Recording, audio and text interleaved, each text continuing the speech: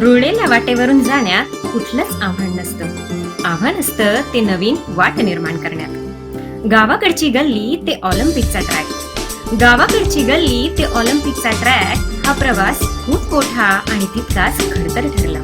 या गल्लीतून आपल्या मैत्रिणींसोबत धावणारी कविता ऑलिम्पिक पर्यंत थांबलीच नाही. नमस्कार बालमित्रांनो, तुम्ही बघू शकता आज आपण कुठे आलेलो आहोत. आंतरराष्ट्रीय धावपटू कविता राऊत यांच्या मूळ गावी सावरपाडा या गावी. सावरपाडा एक्सप्रेस म्हणून जिची ख्याती आहे अशा कविता राऊत. खरं तर या सावरपाडा गावाला, या छोट्याशा पाड्याला कविता राऊत यांच्या कामगिरीमुळे थेट आंतरराष्ट्रीय स्तरावर प्रसिद्धी मिळाली. तुम्ही बघू शकता मित्रांनो, हे छोटंसं गाव नाही, हा छोटासा पाडा, 7-8 घरांचाच हा पाडा जिथं कविताने जन्म घेतला. हीच ती गल्ली, हेच ते गाव, हाच तो पाडा जिथे तिने जन्म घेतला आणि स्वतःचा विकास केला. इथूनच खऱ्या प्रशिक्षणाला तिने सुरुवात केली. बालमित्रांनो, आज आपण जात आहोत त्यांच्या कुटुंबाशी भेटायला. त्यांच्या कुटुंबाने त्यांना खूप मोठं प्रोत्साहन दिलं, खूप मोठा पाठिंबा दिला. बालमित्रांनो, त्यांच्या कुटुंबाची मोलाची साथ त्यांना लाभली. यामध्ये सगळ्यात महत्त्वाच्या म्हणजे त्यांच्या गुरु, त्यांच्या आई आणि वडील यांच्या खंबीर साथीमुळेच त्या मोठ्या होऊ शकल्या. चुली समोर बसून धुराने ओले झालेले डोळे पुसत कधी कधी स्वप्नही त्या अश्रूंबरोबर वाहून जातात. आयुष्याचे चटके मात्र जीवाला लावून जातात. माझी या मना जरा थांबना, माझी या मना जरा थांबना, तुझे चालणे अन मला वेदना. आईने बोटाशी धरून शाळेची वाट दाखवली, आईने बोटाशी धरून शाळेची वाट दाखवली, स्वप्न दाखवले आणि शाळेने मला माझ्या जीवनाला दिशा दिली.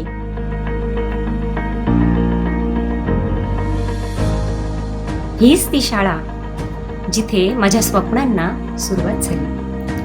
हेच ते वर्ग जिथे मी शिक्षणाचे धडे गिरवले.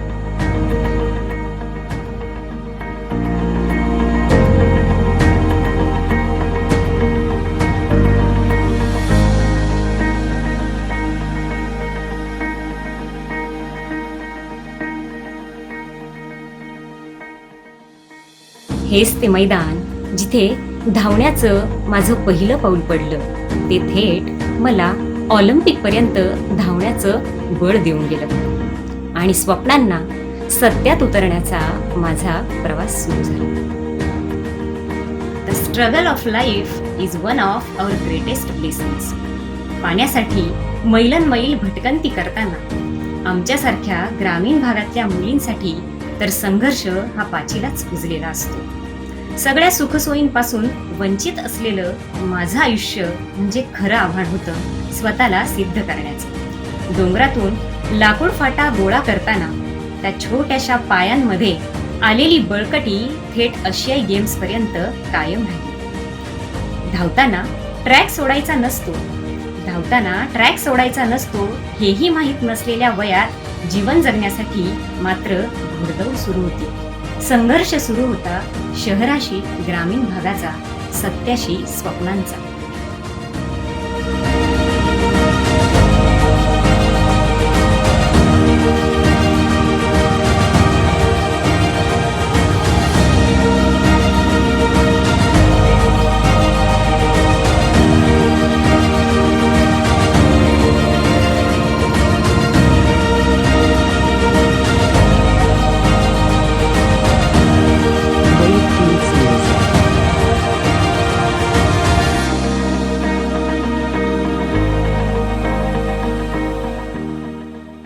चला तर बालमित्रांनो, आज आपण भेटणार आहोत कविताच्या पहिल्या गुरु म्हणजेच त्यांच्या आईंना, मातोश्रींना. नमस्कार. नमस्कार. नमस्कार बालमित्रांनो. बघा, आज आपण कविता राऊत यांच्या आई आणि वडील यांच्या भेटीसाठी आलेलो आहोत. त्यांच्या कुटुंबाचा त्यांना खूप मोठा सपोर्ट मिळाला. आज त्यांच्या आई आणि वडील आपल्या समवेत आहेत. प्रथमतः मी त्यांची ओळख करून देते. त्यांचे वडील श्री रामदास राऊत, त्याचप्रमाणे त्यांच्या आई सुमित्रा राऊत ह्या आज आपल्या सोबत आहेत.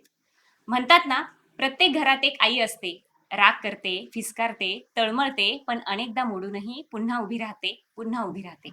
तसेच कविताच्या आईने सुद्धा त्यांना प्रत्येक वेळी वेळोवेळी खूप सपोर्ट केला, खूप पाठिंबा दिला.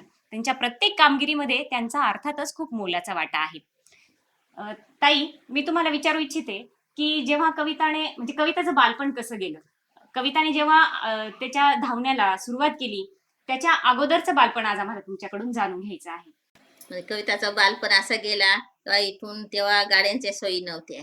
इथून ती ठाणापाड्याला पाय पायी जायची. तिथून पाय पाय रिटर्न संध्याकाळी घरी जाऊन येऊन करायची. मग ते झाल्यानंतर घरी सगळा आली किंवा स्वयंपाक म्हणजे दुसरी तिसरीला असताना ती घरचं आवरायची अरे सगळं. पाण्याला खूप 2 किलोमीटर जावं लागतं आमच्या रोडची त्या बाजूने. तिथून आणायची ती एक कळशी छोटीशी भरून. मोठी झाली मग 2-2 हंडे आणायची. असे जंगलात जायची. जंगलातून खूप मोठमोठे सरपणाचे भारे घेऊन यायची. म्हणजे माझ्या बरोबर यायची जंगलात. बा ती हट्ट करून तिला नेत नव्हतं तरी ती येत होती माझ्या बरोबर सुट्टीच्या दिवशी. म्हणजे मला पण यायचं आहे आई, मला पण जंगल बघायचं आहे. मग ती खूप मोठमोठ्या मोळ्या आणायची जंगलातून. असं तिला सगळा घरचा काम कोणताही लावा लहानपणापासून तर आतापर्यंत लावा ती कोणचंच म्हणणार नाही का हे मी करत नाही असा.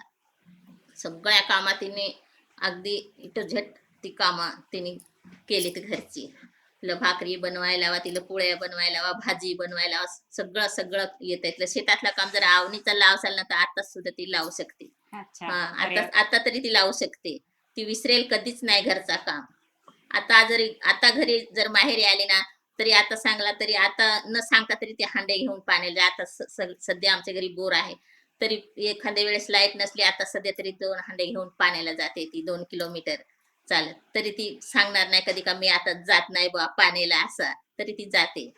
म्हणजे तिला सगळा नागलीची भाकर सांगा, पोळ्या सांगा, सगळंच येतं तिला, सगळंच येतं. तिला जास्त मग उडदाची डाळ, वांग्याचा भरीत अच्छा. खायला आवडायचं. आवडायचं. अच्छा. बघा मग बालमित्रांनो, ज्याप्रमाणे आईंनी सांगितलं, की त्यांना लहानपणापासूनच कामाची आवड होती. त्या कामाची आवड. काटक होत्या असा हा, त्यांनी आवर्जून उल्लेख केला. म्हणजे अगदी प्रत्येक कामासाठी त्या आईसोबत असायच्या. असायचं. आई त्यांना नेत नसायची, पण तरी हट्ट करून त्या सोबत जायच्या. मग ते डोंगरावरनं सरपण गोळा करणं असो, पाण्याचे हंडे आणणं असो, प्रत्येक काम त्यांनी हौशीने केलं. आणि अगदी म्हणजे वयाच्या 2री-तिसरीला असतानापासूनच त्यांनी घरातली सगळी कामं केली. त्यांनी आवर्जून उल्लेख केला, की त्या एवढ्या मोठ्या झालेल्या असताना सुद्धा आज जरी त्यांना भाताची लावणी करायला पाठवलं, तर त्या करू शकतात. म्हणजेच आजही त्यांच्या एवढ्या मोठ्या होऊन सुद्धा त्यांची नाळ आपल्या मातीशी जोडलेली आहे. काका, मी तुम्हाला विचारू इच्छिते, की तुम्ही कामानिमित्त तुम्ही फॉरेस्ट मध्ये कामाला होतात. मग त्यानिमित्ताने तुम्ही सतत बाहेर असायचे. मग कविताचं बालपण तुम्हाला कसं आठवतं? कवितेचं बालपण म्हणजे जेव्हा टायमात मी तिला पहिले लावलं होतं ठाणापाडा आश्रमशाळा. ठाणापाड्यात आश्रमशाळेत लावल्यानंतर ती इथून अपडाऊन करायची पायी पायी बिगर चप्पलची पायी जायची पायी यायची आणि गावातली तिच्याबरोबर पोरं राहायची. कोणी जर त्यांच्या आईवडिलांनी त्यांच्यावर रागावली ही त्याला मध्यस्थी होऊन तिला मारून देत नव्हती. अच्छा. हे तिचं फार वैशिष्ट्य होतं. अरे. किंवा दया दाखवणं दुसऱ्यावर हे फार त्याचं होतं.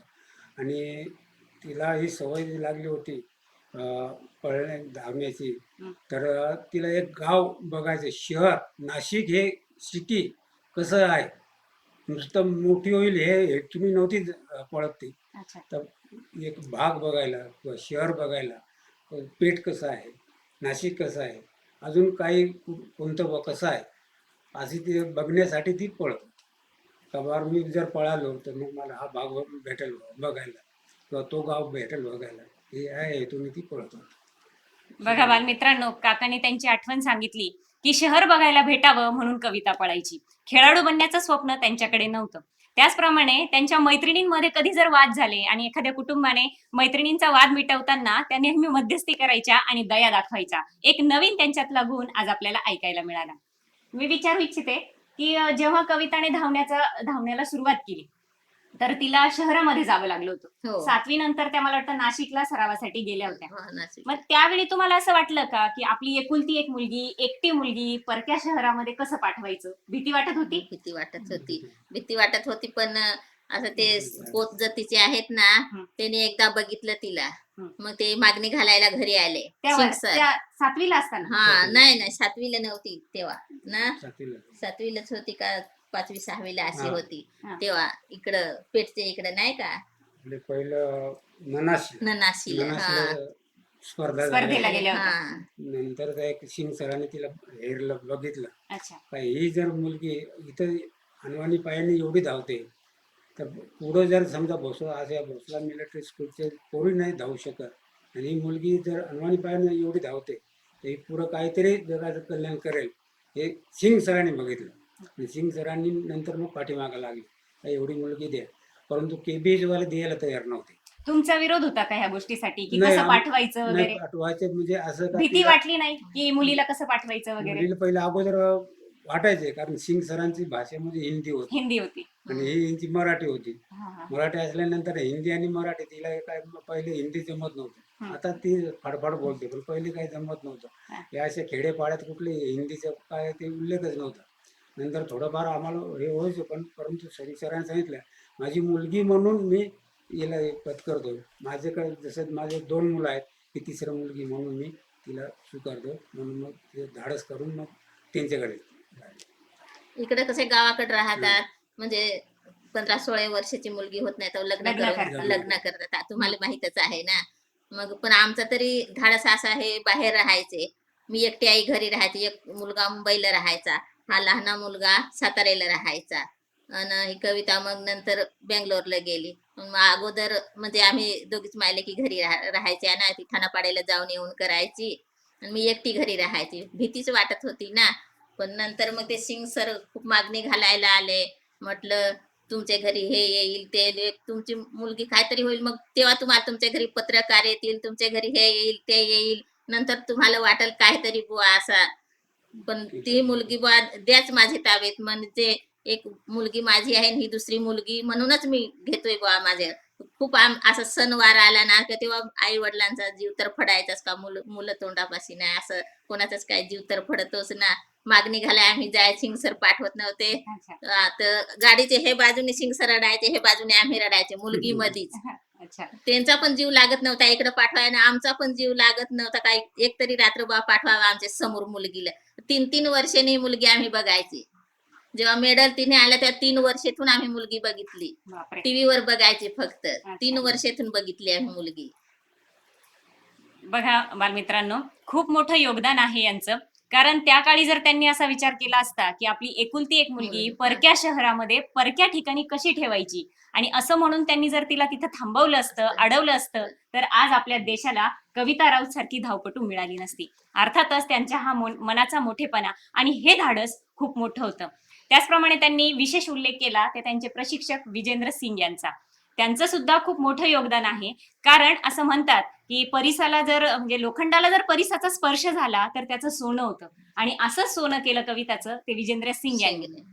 यांना 3-3 वर्ष मुलगी भेटत नव्हती. म्हणजे जेव्हा राष्ट्रकुल आणि आशियाई हा. स्पर्धा झाल्या तेव्हा 3 वर्षांनी त्यांना मुलीला पाहिलं. म्हणजे मुलगी रडायची, त्याही रडायच्या, सिंग सुद्धा रडत होते. अशा परिस्थितीमध्ये त्यांनी हार न मानता न थांबता त्यांनी तिला सपोर्ट केला. हे अतिशय महत्वाचं आहे.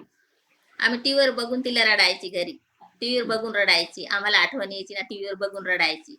ती पण तिकडे रडायची. ती रडायची ती आम्हाला माहित नाही आम्ही रडायची ते तिला माहित नाही पण असे म्हणजे नंतर आम्ही फोनवर बोलणं व्हायचं तेव्हा मग आम्ही तिच्याशी संपर्क साधत होतो. आम्ही रडत होतो बा तुला बघितल्यावर टीव्हीवर. ती पण मग आम्हाला टीव्हीवर बघत असेल मग ती पण तिकडे रडत असेल. बघा बालमित्रांनो, आता सुद्धा त्या भाऊक झालेल्या आहे. त्यांच्या डोळ्यात पाणी आलेलं आहे. अर्थातच हे अश्रू आहेत आनंदाची. कारण आपली मुलगी एका छोट्या पाड्यावरून थेट आंतरराष्ट्रीय स्तरावर जाते आणि आपल्या गावाचं आणि आपलं नाव एवढं मोठं करते हे बघून त्यांना सुद्धा अश्रू अनावर झालेले नाहीत. मला सांगा, त्या ज्या स्पर्धा झाल्या आंतरराष्ट्रीय स्तरावरच्या, राष्ट्रकुल स्पर्धा असेल, आशियाई स्पर्धा असेल, जेव्हा त्या विजयी होऊन आल्या तेव्हा गावात कसं वातावरण होतं? गावात खूप वातावरण म्हणजे इथे गाड्या ठेवायला जागा नव्हती. रस्तेपर्यंत गाड्या. तेव्हा सुद्धा खूप आमचं म्हणजे असा आनंद एकदम भरून आला किंवा असं साक्षात तेव्हा पण आमच्या डोळ्यात पाणी यायचं. तर काय आज आज आपल्या घरी उजेड पडला बुवा असं खूप बरोबर, खूप बरोबर.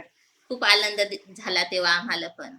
म्हणजे नेमकी मुलीला, आपली हो. कविता कोणत्या स्पर्धेत भाग घेते याचं हे पुरेसं ज्ञान नसलेल्या आई वडिलांना जेव्हा गावभर गर्दी बघितली, गाड्यांचे हा. ताफे बघितले, सत्काराचे सोहळे पाहिले, पाहिले. तेव्हा सुद्धा त्यांच्या डोळ्यात अश्रू तरळले. बालमित्रांनो, ही खूप अभिमानाची गोष्ट आहे. असं म्हटलं जातं, शुद्ध बीजापोटी फळे रसाळ गोमटी. आणि म्हणूनच त्यांनी दिलेल्या ह्या पाठिंब्यामुळेच कविता मोठी होऊ शकली. म्हणतात ना, जितना बडा संघर्ष होगा जीत उतनी ही शानदार होगी. आणि असंच कविताने आपल्या कुटुंबियांचं, या सावरपाड्याचं, हर्सुलचं आणि परिसराचं संपूर्ण नाव हे जगाच्या नकाशावर कोरलंय. ही आपल्या सर्वांसाठीच खूप अभिमानास्पद गोष्ट आहे. बघा बालमित्रांनो, आज आपल्या समोर कविताचे लहान बंधू दिलीप राऊत हे आहेत. बॉश कंपनीत ते कार्यरत आहेत. दिलीप भाऊ, मी आज तुम्हाला विचारू इच्छिते की कविता तुम्हाला कशी आठवते? कारण कविताचं बालपणच तुमच्या सोबत गेलं, हो. नंतर तर त्या सरावासाठी बाहेर होत्या. मग मला तुमच्या बालपणाविषयी थोडं सांगा ना. इयत्ता 4थी पर्यंत मी आणि ताई दोघं सोबत शाळेमध्ये होतो. जी आईची कर्तव्य असतात लहान बाळाला, जसं की आंघोळ घालून देणं, शाळेसाठी तयार करणं, कपडे धुणं, हे सगळं ताईंनी मला सगळं केलं 4थी पर्यंत. नंतर ती पुढील शिक्षणासाठी हार्सला शाळेमध्ये गेली नंतर.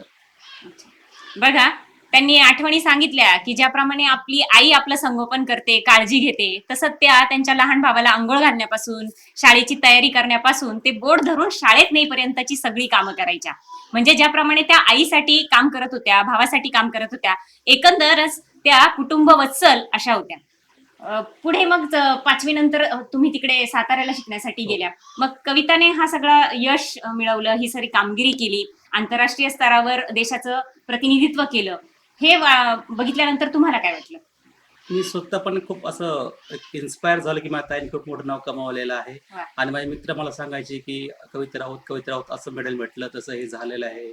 आज ॲथलेटिक्समध्ये एक नाव पुढे आलेलं आहे. मी सांगायचं की माझी बहीण आहे ती, तर त्यांना पण असं खूप आश्चर्य वाटलं, खरं तुझी बहीण आहे, वाटत नाही तुझी बहीण आहे असं, की असं इतक्या रिमोट एरियामध्ये तुम्ही आलेले लोक आहात आणि बरोबर. पण तुमचं नाव गेलेलं आहे, हे कसं शक्य आहे? तर म्हटलं ताईची एक शिस्त होती आणि ती जिद्द होती की मला खेळायचं आहे आणि मी ते माझं टार्गेट पूर्ण करणार. बघा बालमित्रांनो, जेव्हा त्यांनी आशियाई स्पर्धेमध्ये, त्याचप्रमाणे इतर अनेक स्पर्धेमध्ये मेडल मिळवले, यश संपादन केलं, तेव्हा ते अभिमानाने सांगत होते की ती माझी बहीण आहे. आणि अतिशय ग्रामीण भागातनं आलेले असताना सुद्धा ती तिच्या जिद्दीच्या आणि प्रचंड मेहनतीच्या जोरावर आज इथपर्यंत येऊन पोहोचलेली आहे. भविष्यात ताईविषयी तुमची स्वप्न काय असतील? अ, ताईंनी जशी ताई स्वतः घडली, तशी अजूनही खूप सारे पोरं ग्रामीण भागात मुलं आहेत. आता जसं तर धडात आहेत 5वीला, तर धडा एक एज्युकेशन वेगळं आहे की वर्बल आपण एज्युकेशन देणं आणि स्वतः तिने मैदानामध्ये येऊन इतर पोरांना आपल्यासोबत ट्रेन करणं. ट्रेन करणं हो. प्रत्यक्ष. आणि ती तिची इच्छा पण आहे की मी एकटी घडली, तर माझ्या एकट्या घडण्याला महत्व नाहीये. माझ्यासोबत 2 किंवा 3 किंवा 4 जेव्हा कविता घडतील, तेव्हा ते माझ्या यशाचं कुठं सार्थक होईल असं मला वाटतं. तिची स्वतःची अशी इच्छा आहे. आज ती खूप वेळा बोलून पण दाखवते आम्हाला. निश्चित स्वरूपात भाऊने देखील ते स्वप्न इथे सांगितलं आपल्याला की ज्याप्रमाणे कविता घडली, तर हे आज ग्रामीण भागात अनेक रत्न आहेत की ज्यांना पॉलिशची गरज आहे, मार्गदर्शनाची गरज आहे.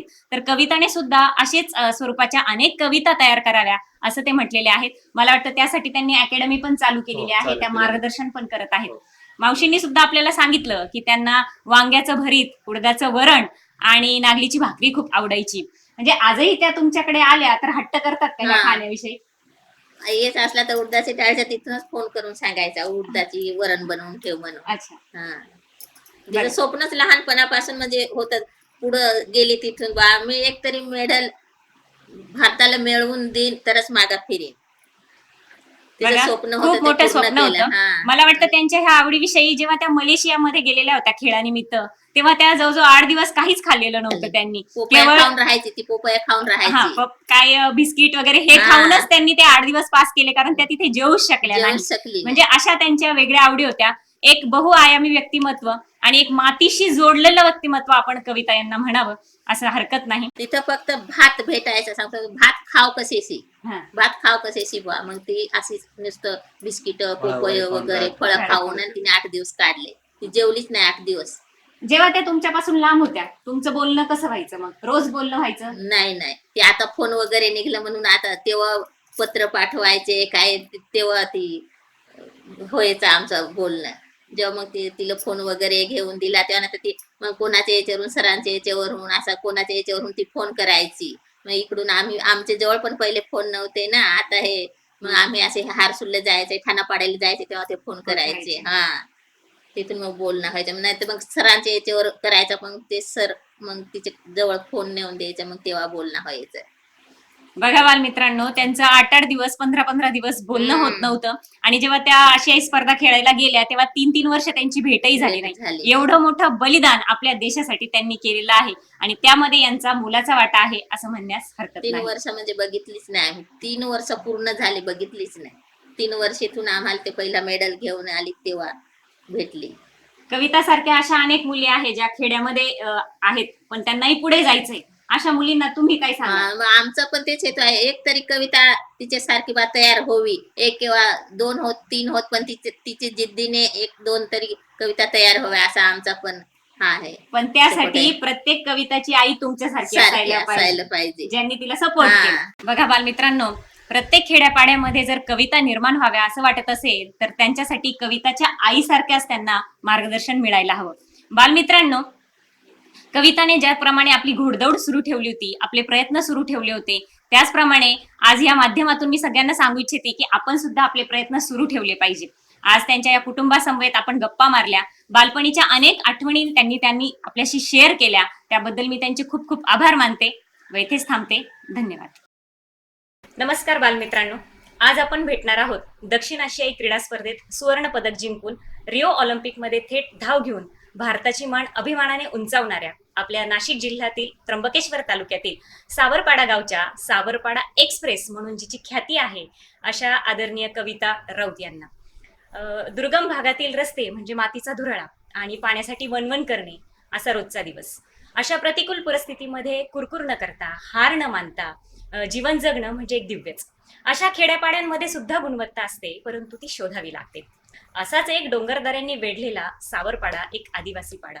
त्या ठिकाणी पाण्यासाठी मैल भटकंती करावी लागते. मग अशीच एक पाण्यासाठी मैल भटकंती करणारी, डोंगर दऱ्यांवर जाऊन लाकूड फाटा गोळा करणारी, अणवानी पायांनी चालणारी मुलगी राष्ट्रकुल आणि आशियाई स्पर्धेमध्ये भारताचा दबदबा निर्माण करते आणि थेट ऑलिम्पिक स्पर्धेवर क्षेत्रापर्यंत झेप घेते अशी आंतरराष्ट्रीय धावपटू कविता आज आपल्यासोबत आहेत. आज त्यांच्याशी आपण दिलखुलासपणे गप्पा मारणार आहोत. कविता, सावरपाड्यावरचं पाऊल ते आशियाई स्पर्धेपर्यंतचं तुझं घवघवीत यश हे निश्चित स्वरूपात एक खूप मोठी फिनिक्स भरारी आहे असं मला वाटतं. तुझा हा प्रवास, संपूर्ण जीवन प्रवास, तुझी ही क्रीडा साधना आज आम्हाला तुझ्या तोंडून ऐकायची आहे. मला सांग, सावरपाडा हे गाव भारताच्या नकाशावर आजही असं आहे की जिथे सुख सोयीची खूप वानवा आहे. म्हणजे साधी एसटी तिथे पोहोचत नाही, फारसा रस्ताही नीट नाही. अशा ठिकाणी तुझा जन्म झाला आणि तू लहानची मोठी झालीस. कसं होतं तुझं बालपण?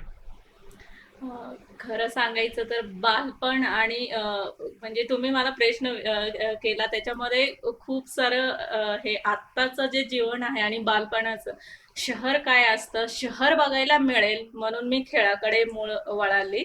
खेळ काय असतो ते मला माहिती नव्हतं. खेळामध्ये पण करिअर असतं ते सुद्धा माहिती नव्हतं.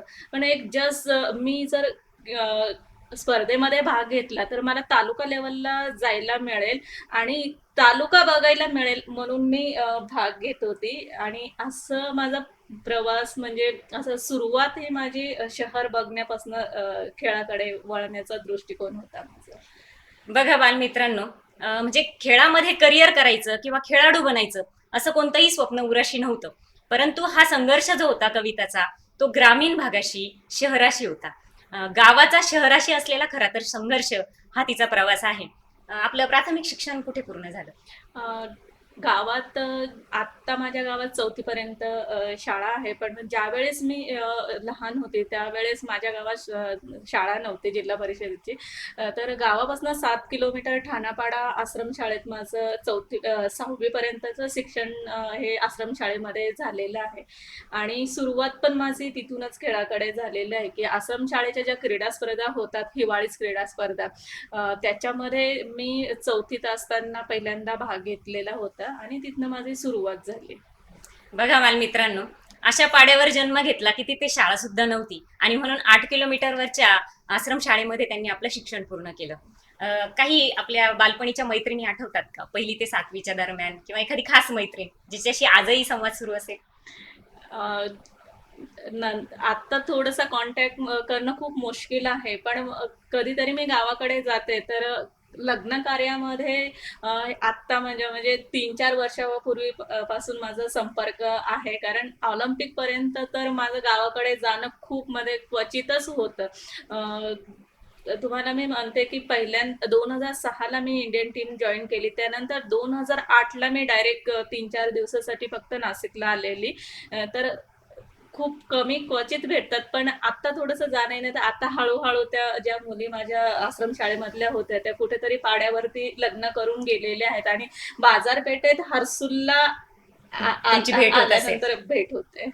निश्चित स्वरूपात, कारण बालपणीची मैत्री ही खूप श्रेष्ठ मैत्री असते. आता तुम्ही सांगितलं की 4थीत असताना तुम्ही पहिली हिवाळी स्पर्धा खेळला होता. मला वाटतं 1998 साली राज्यस्तरीय स्पर्धा सुद्धा तुम्ही खेळली होती गुजरात मधली, आणि एक स्पर्धक म्हणून किंवा एक खेळाडू म्हणून एक उत्तम प्लॅटफॉर्म तुम्हाला मिळाला होता. काय सांगाल त्या क्षणाविषयी? अं, ज्यावेळेस मी हर्सुलला आली 6वी पर्यंत मी ठाणापाड्याला होती आणि हर्सुलला मी विश्व हिंदू परिषदेच्या हॉस्टेलमध्ये 7वी मध्ये केबीएच विद्यालयामध्ये मी ऍडमिशन घेतलं माझ्या वडिलांनी. आणि त्याच्यानंतरहून मग ज्या जिल्ह्याच्या स्पर्धा असतात त्याच्यामध्ये मी सहभाग घेतला. कारण आश्रमशाळेमध्ये फक्त हिवाळीच क्रीडा स्पर्धा होतात. पण ज्यावेळेस मी केबीएच विद्यालयामध्ये आली हर्सुलला, ह्या फेडरेशनचे जे ऑर्गनायझेशन असतात स्पर्धा शालेय, शालेय स्पर्धा. त्याच्यामध्ये मी पहिल्यांदा 98ला भाग घेतला. आणि पहिली माझी राज्यस्तरीय स्पर्धा ही प्रवरानगरला लोणीला होती. आणि त्यावेळेस प्रशिक्षण काय असतं ते मला माहिती नव्हतं, पण जे आता कोच आहेत विजेंद्र सिंग सर, हे भोसलामध्ये एक साई सेंटर, गव्हर्नमेंटचं एक साई सेंटर चालवत होते.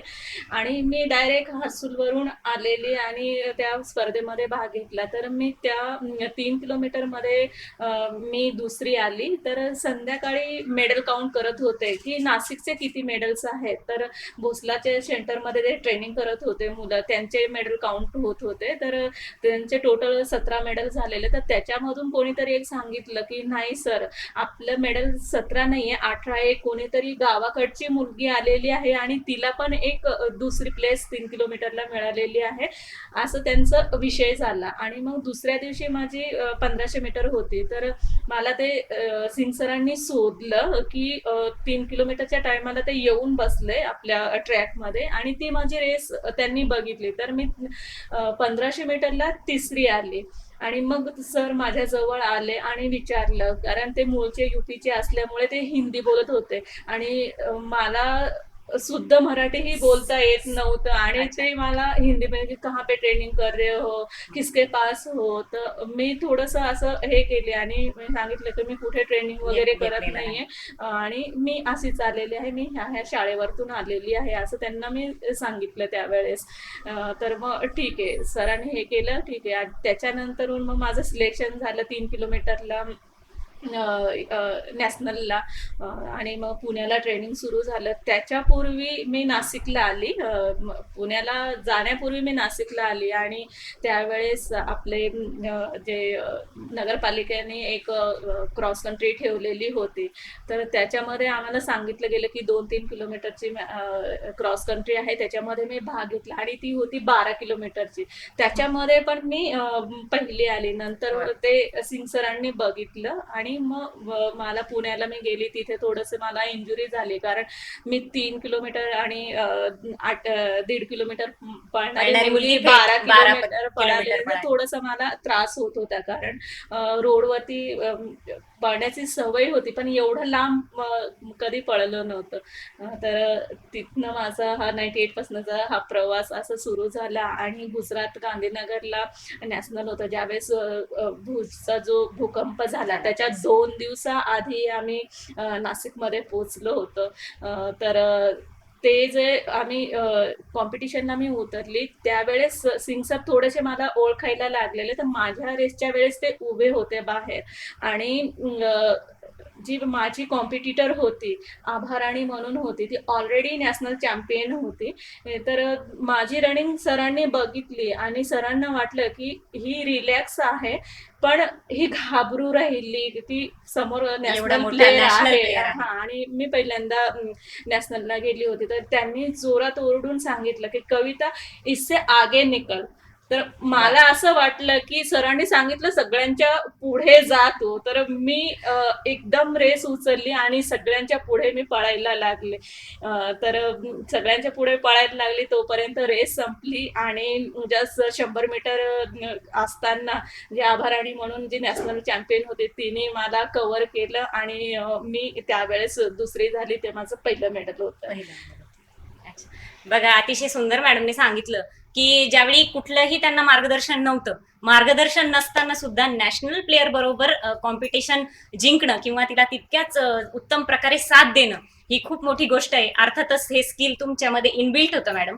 आणि तुम्ही तुमच्या पूर्ण श्रेय, तुमची ही जी काही कामगिरी आहे त्याचं संपूर्ण श्रेय तुम्ही तुमचे गुरु किंवा प्रशिक्षक विजेंद्र सिंग यांना देतात. काय सांगाल त्यांच्याविषयी? कारण त्यांनी तुमच्या कुटुंबाचा मला वाटतं 2 वर्ष पाठपुरावा केला होता की हा. तुम्हाला खेळाडू म्हणून प्रशिक्षण देण्यासाठी. हो, हे तेवढंच खरं आहे. कारण मला ते हिंदी बोलणारे होते आणि एकदम ग्रामीण भागातून येऊन एकदम पाड्यावरती येऊन नाशिकमध्ये राहण्याचं मूळ तर मला राहण्याचा प्रश्न होता. तर त्यांनी माझ्या आईवडिलांना खूप समजावून सांगितलं, पण त्यांच्या मनामध्ये पण कुठेतरी होतं की अरे हे आपल्या मुलीला कशासाठी घेऊन जातात. कारण त्यांना बाबा हे 11वी पर्यंत शिकलेले होते, फॉरेस्ट डिपार्टमेंट मध्ये होते. बाबांना थोडस हे होतं, पण आई बिलकुलच हे होते. तर थोडस हे होतं. पण ज्यावेळेस त्यांनी पटवून सांगितलं की माझे 2 मुलं लहान आहेत, तिच्यापेक्षा लहानले आहेत आणि ती माझी मोठी मुलगी म्हणून मी तिला घेऊन जाईल आणि माझ्या स्वतःच्या घरी मी ठेवेल. जसं माझे मुलं राहतील तसंच ती पण राहील. मग तिथे कुठे थोडस आईचा होकार आला आणि मग सर मला हे घेऊन आले नाशिकमध्ये. खरं तर त्यावेळेचा तो निर्णय खूप मोठाच होता, कारण एका सिंग दाम्पत्यानं तुमची एक मुलगी म्हणून सांभाळ केला. तुमची मनाची स्थिती कशी होती त्यावेळेस? घालमेल होती? हा, म्हणजे नॅशनलला मी बघितलं आणि त्याच्यानंतरून हे मुलं प्रॅक्टिस भोसल्याला आम्ही ज्या वेळेस स्पर्धेला येत होतो त्यावेळेस त्यांचं ते ऍटिट्यूड बघून आणि इव्हेंटच्या पहिले वॉर्मअप वगैरे सगळं ते झगमगाट बघून एक्सरसाइज exercise. करून थोडस नॅशनल झाल्यानंतर थोडस मनामध्ये वाटायचं की आपल्याला पण ते करायला मिळेल किंवा आपण पण तसे करू, असं थोडं मनामध्ये. तर थोडस जसं शहर बघायची इच्छा होती तसंच थोडस अजून माझ्या मनामध्ये हे आलं की आपल्याला जर इथे दिलं तर आपण पण करू त्या सर्व गोष्टी. निश्चित स्वरूपात मॅडम ज्या पाड्यावरनं आलेल्या होत्या तो म्हणजे भारत होता, आणि त्या ज्या बघत होता शहरी भागामध्ये तो इंडिया होता. हा संघर्ष खरं तर भारत आणि इंडियामध्ये होता असं मला वाटतं, पण अर्थातच भारत विजयी झाला त्याच्यामध्ये. यामध्ये विजेंद्र सिंग त्यांचे गुरु, ज्येष्ठ प्रशिक्षक, त्यांच्याबद्दल मला बोलावंसं वाटतं की ज्याप्रमाणे हिऱ्याला पैलू पाडतात आणि त्याची चकाकी वाढते, तसं विजेंद्र सिंग यांनी सुद्धा मॅडम मधले गुण हेरले, खेळाडूपणा हेरला, त्यांची चुणूक बघितली आणि त्यांनी योग्य असं प्रशिक्षण देऊन भारताला एक उत्तम खेळाडू आम्हाला दिला. त्याबद्दल त्यांचे सुद्धा खूप खूप आभार. त्यांचे आभार मानणं इथं क्रमप्राप्त आहे. मला सांगा, कुटुंबियांनी अशा वेळी कशी साथ दिली? आई वडील भावंड? हा, एकदा मी नाशिकला आल्यानंतर मग मला कधीतरी भेटायला आई बाबा येत होते किंवा मग सर मला घेऊन जात होते गावाकडे.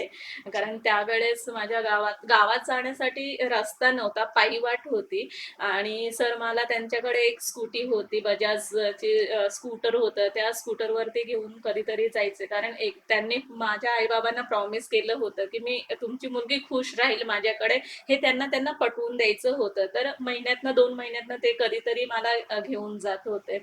तर त्याच्यानंतरून मग त्यांना काही हे नव्हतं. थोडंसं मी नॅशनल खेळायला लागली, पेपरमध्ये यायला लागलं, तर मग त्यांना तेवढं छान वाटलं असेल. छान वाटत होतं. निश्चित स्वरूपात. बघा, आपला बोट धरून चालणारी कविता आणि तिच्या पायामध्ये एवढं मोठं बळ येऊ शकतं हे त्यांच्या आई वडिलांनाही माहित नव्हतं. पण जेव्हा त्यांना प्रसिद्धी मिळायला लागली, मग त्यानंतर मात्र त्यांनी त्यांना मोलाची साथ दिली. अर्थातच त्यांचा सुद्धा या यशामध्ये मोलाचा वाटा आहे. मला सांगा, राष्ट्रकुल क्रीडा स्पर्धेत कांस्य आणि आशियाई क्रीडा स्पर्धेमध्ये तुम्ही कांस्य, रौप्य आणि नंतर सुवर्ण अशी अनेक पदकं पटकावली. मग आंतरराष्ट्रीय स्तरावर भारताचं प्रतिनिधित्व करताना मनाची काय स्थिती असायची? भीती, दडपण, जबाबदारी, काय स्थिती होती?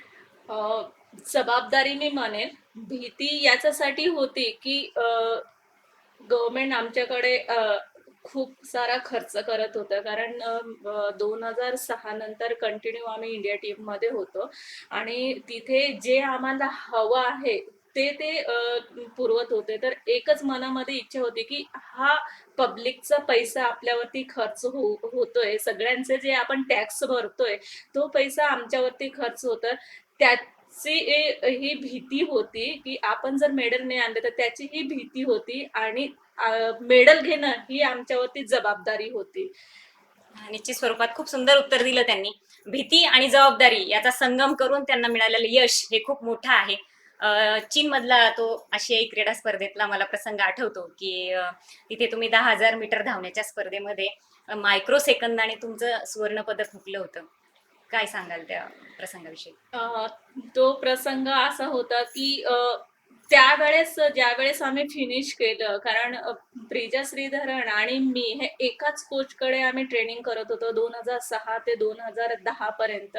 आणि आम्ही दोघी कॉम्पिटिटर असूनही आम्ही रूम पार्टनर होतो. होता. तर आमच्या मनामध्ये की आम्ही दोघी कॉम्पिटिटर नाही, आपला कॉम्पिटिटर समोरच्या देशाचा आहे हे आम्ही कन्सेप्ट घेऊन चालत होतो. तर ज्यावेळेस फिनिश केलं, दीदीला ज्यावेळेस गोल्ड मिळालं, मला सिल्वर मिळालं, त्यावेळेस मला काही असे फिलिंग नाही आली गोल्ड आहे तर आम्हालाच आहे, आपलंच आहे. आपल्याच भारताला आहे. पण ज्यावेळेस रात्रीचा इव्हेंट होत होता आणि मग संध्याकाळी आम्ही रूम वरती गेलो, नंतर मी घरी फोन केले, आईला फोन केला. तर आई मला म्हणाली की प्रिजाला गोल्ड मिळालं तर तुला वाईट वाटलं वाटलं का? त्यावेळेस मला लक्षात आलं, म्हणजे तोपर्यंत माझ्या हे लक्षात नव्हतं की माझं मायक्रो सेकंडचं मला महत्व नव्हतं. नव्हतं. पण वारंवार सांगतो की माझी आई अडाणी आहे किंवा कोणाची आई अडाणी असते, तर वारंवार सांगतो. तिच्या लक्षात होतं की जी मुलगी कॉमनवेल्थ घेतला 6वी आहे आणि मी 3री आहे, ती तरी ती पुढे गोल्ड जाते घेते आणि आणि आपण मी silver तर घेतो. तिला माझं दुःख तिला कळालं. त्यावेळेसचा जो क्षण आहे तो मी आयुष्यात कधीही विसरणार नाही. नक्कीच मॅडम भाऊक झालेल्या आहेत हा प्रसंग वर्णन करताना. पण त्यांनी सांगितलं की माझी अडाणी आई असून सुद्धा तिला समजलं की त्या मायक्रो सेकंदाचा महत्व, आणि अर्थातच त्यांनी सुद्धा खूप कठोर परिश्रम घेतलेले होते. असे अनेक मेडल मिळतील मॅडम, आपण खूप तेवढं कार्यक्षम आहात. कॉमनवेल्थ गेम बद्दल बोलूया आपण. कॉमनवेल्थ गेम मध्ये सुद्धा आपण मेडल मिळवलेलं आहे, एक पहिली महिला म्हणून. तर काय होता म्हणजे तो बहुमान खूप मोठा आणि सगळ्यात मोठा आनंदाचा क्षण होता. सगळ्यात प्रथम तर विश्वास कोणालाच नव्हता, कारण ऍथलेटिक्स मध्ये मेडल येत नाही हे सगळेच जण धरून चालले होते. आणि ज्या वेळेस मी फिनिश केलं त्यावेळेस मी फ्लॅग शोधत होते, हे तुम्ही बऱ्याचदा बघितलं सुद्धा असेल. हे मला फ्लॅग भेटत नव्हता, कारण स्टेडियम मध्ये जेवढे प्रेक्षक होते तेवढे म्हणजे कोणाला वाटलं नव्हतं की लॉंग डिस्टन्स मध्ये काही हे होत नाहीये, मेडल येत नाहीये. तो क्षण म्हणजे खूप माझ्यासाठी हा होता की जे केनियन्स, इथोपियन्स यांचे वर्चस्व राहते ऍथलेटिक्स मध्ये. ऍथलेटिक्स मध्ये, लॉंग डिस्टन्स मध्ये, त्या इव्हेंट मध्ये मी मेडल घेतलं. तर तो क्षण आणि एशियन गेमचं जे मायक्रो सेकंडनी हे झालेलं त्याच्यामध्ये हे भरून निघालं असं म्हटल्यास निघालेलं. हरकत नाही. निश्चित स्वरूपात ऑलिम्पिक साठी सुद्धा तुम्ही जवळजवळ 17 वर्ष सराव केला, प्रॅक्टिस केली. काय असायचा दिनक्रम, किती तास तुम्ही वर्कआउट केलं? एशियन गेम्स नंतर मी थोडस तुमच्या प्रश्नाचं थोडस वेगळं जाईल की एशियन गेम्स 2010, कॉमनवेल्थ 2010 मध्ये झालं. त्याच्यानंतर आमच्या पुढे होतं ते लंडन ऑलिम्पिक होता. लंडन ऑलिम्पिक हे 2012ला होतं. आणि जे आमचं क्वालिफाईंग स्टँडर्ड होतं त्याच्या आम्ही जवळून पुढे गेलो होतो, मी आणि प्रिजा श्रीधरन. तर आमच्यावरती खूप सारा त्यावेळेस खर्च केला की गव्हर्नमेंटने आम्हाला 5 महिने केनियाला ठेवलं, केनियन कोच दिला. त्याच्यानंतरून आम्ही 3 महिने इटलीला होतो ट्रेनिंगसाठी आणि तरीही क्वालिफाय झालं नव्हतं. पण जे त्यावेळेस ते थोडस तिथं नर्वस आलेलं की नाही आता आपल्याकडनं काही होत नाहीये आणि आपण थोडस हे झालेलं. पण त्याच वर्षी मला 2012ला अर्जुन अवॉर्ड मिळाला. तर थोडस त्याच्यामधून अजून हे आलं की नाही आपण अजूनही उमेद सोडायची नाही, असं हे झालं. आणि त्याच्यानंतरहून मग थोडस गॅप आम्हाला हे झाला आणि 2013ला लग्न झालं. पण ज्यावेळेस आम्ही इटलीला होतो त्यावेळेस माझं इकडे लग्न ठरवाठरवीचं चाललेलं. कारण मी इथे नव्हती, पण घरच्यांना वाटायचं की आता क्वालिफाय तर झालेली नाही, पुढचं किती दिवस खेळत राहणार आहे. असं करून त्यांनी, मी नसताना इकडे माझे लग्न ठरलेलं होतं. तर 2013ला लग्न झालं त्यावेळेस माझ्या आई बाबांनी विचारून घेतलेलं ज्या मिस्टरांना, की ज्यावेळेस लग्न हे होत होतं, की तिचं स्वप्न आहे की तिने ऑलिम्पिक खेळावं. जर तुम्ही तिला परमिशन दिली तर ते चांगले म्हणजे तिचं जे स्वप्न आहे ते एवढं पूर्ण तिने ते पूर्ण होईल. तर मिस्टरांनी तो शब्द पाळला आणि रिओला क्वालिफाय झाले. चालेल. निश्चित स्वरूपात बघा, तुम्ही आत्ताच म्हटल्या की 2013ला तुम्ही विवाहबद्ध झालात. पुन्हा ऑलिम्पिककडे वळूया. मग लग्नापूर्वीचा ऑलिम्पिक आणि लग्नानंतरचा ऑलिम्पिक यात काय फरक होता? यात एवढाच फरक होता की जे लग्नाआधी करू शकले नाही तुम्हाला लग्न म्हणजे लग्नाआधी माझे जे फॉरेन कोच होते माझ्यासाठी खूप फॅसिलिटीज होत्या. तरी सुद्धा मी केले नाही. त्या लग्नानंतरहून कोणतीही फॅसिलिटीज नसताना आणि मेन म्हणजे मी नाशिकला राहून मी ते क्वालिफाईंग केलं. ते जास्त महत्वाचं होतं. कारण जे कोट्यावधी खर्च करून केलं नाही ते नाशिकमध्ये राहून मी क्वालिफाय केलं. त्याचा मला जास्त आनंद होतोय. आणि घरच्यांचा जर सपोर्ट नसता मला तर हे मी करू शकत नव्हते. बघा मित्रांनो, आपण ऐकू शकता की त्यांच्या यशाच्या मानामध्ये म्हणजे मानकरी त्यांनी त्यांच्या पतींना मानलेलं आहे की जे ऑलिम्पिक क्वालिफाईड त्यांना लग्नापूर्वी होऊ शकल्या नाही, त्या लग्नानंतर झाल्या. अर्थातच साहेब तुम्हाला लकी ठरले त्याविषयी असं म्हणण्यास हरकत नाही. पुन्हा ऑलिम्पिककडे वळूया. ऑलिम्पिकमध्ये सहभाग घेणाऱ्या तुम्ही पहिल्या महिला ठरल्या होत्या. त्याचप्रमाणे ज्या मुली स्पोर्टमध्ये करिअर करू इच्छिता त्यांच्यासाठी तुम्ही काय संदेश देणार? की कोणीही असं मानू नये की लग्नापूर्वी किंवा एक मी हे आहे लग्न झालं की मी करू शकत नाहीये. जर इच्छाशक्ती आपल्याकडे असली तर आपण कधीही कुठेही काही करू शकतो. फक्त इच्छाशक्ती आपली असली पाहिजे. बघा मित्रांनो, त्यांनी सांगितलं की इच्छाशक्ती असावी. मी तर म्हणेल जिद्द, चिकाटी आणि आत्मविश्वास म्हणजे कविता, आणि दुर्दम्य इच्छाशक्तीचं दुसरं नाव म्हणजे कविता. यानंतर मी 2016चं गुवाहाटी इथे झालेल्या आशियाई क्रीडा स्पर्धेबद्दल बोलेल. तिथे सुद्धा तुम्ही सुवर्ण पदक जिंकलं होतं. मला वाटतं हा सुद्धा खूप मोठा इम्पॅक्ट होता लग्नानंतरचा. सासरची प्रतिक्रिया काय होती? मी सगळ्यांना सांगू इच्छिते की सांगण्यासारखं आहे म्हणून मी एक छोटे मुलं हे करतात की आता प्रत्येक आई वडिलांना किंवा प्रत्येक कॉम्पिटिटरला लगेच यश हवं असतंय. तर असं काही नसतंय. मी एक सांगेल की 21 जानेवारीला माझ्या सासऱ्यांचं ऍक्सिडेंट झालेलं आणि 12 फेब्रुवारीला मी क्वालिफाईंग केलेलं. आणि हे मी का सांगू इच्छिते की प्रत्येक आई वडिलांना असं वाटतं की आपल्या मुलाला लगेच यश मिळालं पाहिजे, अपयश पचत नाहीये. तर त्याच्यासाठी मी ही गोष्ट सांगते की माझी एक स्टोरी म्हणून मी म्हणत नाहीये.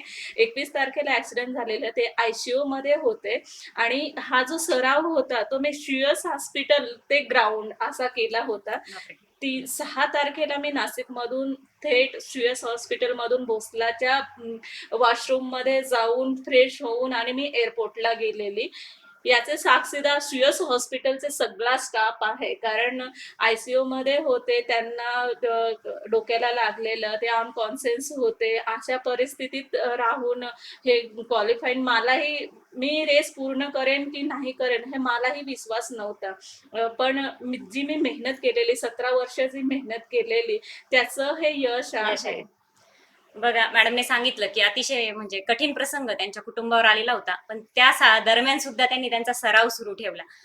मी तर म्हणेन वाळूचे कण रगडता तेलही गळे. आपला प्रयत्न जर आपण सुरू ठेवला तर यश हे नक्कीच मिळत असतं, आणि त्यामध्ये मोलाची साथ दिली अर्थातच तुमच्या संपूर्ण कुटुंबियांनी. येणाऱ्या काळामध्ये तुमचं ध्येय काय आहे भविष्यामध्ये? भविष्यामध्ये की एखादी जरी ऑलिम्पियन जर मी घडवली तर जे मी घेतले मला जे माझ्या मध्ये जे मी सावरपाड्यात ते रिओ जो प्रवास आहे त्याचं सार्थ होईल असं मला वाटतंय. कारण सुरुवात मी केलेली आहे की जे ताई बामणे वगैरे आहेत हे माझ्याच अकॅडमीमध्ये आहेत आणि माझ्या वाढदिवसाला 2011 पासून एक आम्ही रेस घेतो पाड्यावरती जाऊन आणि त्याच्यामधून टॅलेंट सर्च करून हे खेळाडू आणलेले आहेत. तर जर भविष्यात मी एक ऑलिम्पियन घडवली तर हे घडवणे हेच माझं एक स्वप्न आहे. खूपच चांगलं ध्येय आहे मॅडम. निश्चित तुम्ही तुमच्या ऋणामधून उतराई होताय. तुमच्या कडून हजारो कविता घडो अशी आमची तुम्हाला सदिच्छा. पुन्हा कुटुंबियांकडे वळते की ह्या सगळ्या दरम्यान पतिराजांनी खूप मोठी साथ दिली. आता तुम्हाला 1.5 वर्षाचा बाळपण आहे, मुलगा आहे. कुटुंब, खेळाडू, संसार, प्रपंच याचा बॅलन्स कसा ठेवतात? बॅलन्स ठेवणं जर मी याच्यापूर्वीच थोडंसं उत्तर दिलेलं आहे. इच्छाशक्ती माझ्याकडे होती. माझं टार्गेट होतं, ध्येय होतं. तर प्रत्येकाने ते टार्गेट ठेवलं पाहिजे. प्रत्येक विद्यार्थ्याने आपलं टार्गेट ठेवलं पाहिजे आणि यश, अपयश हे खूप येत असतं. पण त्याला खचून न जाता आपलं जे टार्गेट आहे त्याच्यापर्यंत आपल्याला कसं पोहोचता येईल याच्याकडे जास्त आपण फोकस दिला पाहिजे. सगळ्या सासूबाईंना वाटत असतं की आपल्या सुनेनी संध्याकाळी स्वयंपाक करावा, सकाळी स्वयंपाक करावा, थोडंसं प्रत्येकाची अपेक्षा असते. वेळ तर द्यावा तशी कुटुंबाला. माझ्या सासूबाईंची पण अपेक्षा असू शकते.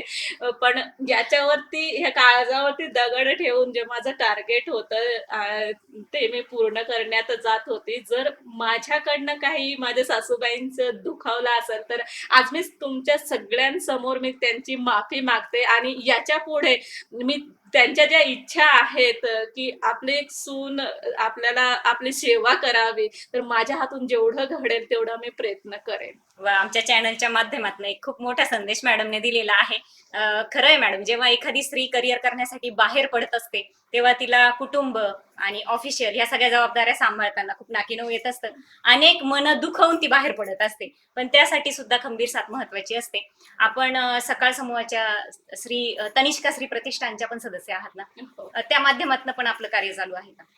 अ, कविता राऊत अकॅडमी हे त्याच्याच माध्यमातून? त्याच्या मार्फत मी हे करते. पण मी सगळ्यांना सांगू इच्छिते की एक स्त्री आणि पुरुष हा भेदभाव न करता आपण जर सगळ्यांनी मिळून एकत्र काम केलं स्त्रियांनी आणि पुरुषांनी तर आपल्याला जे ध्येय साधायचं आहे ते थोडं लवकर साधलं जाईल.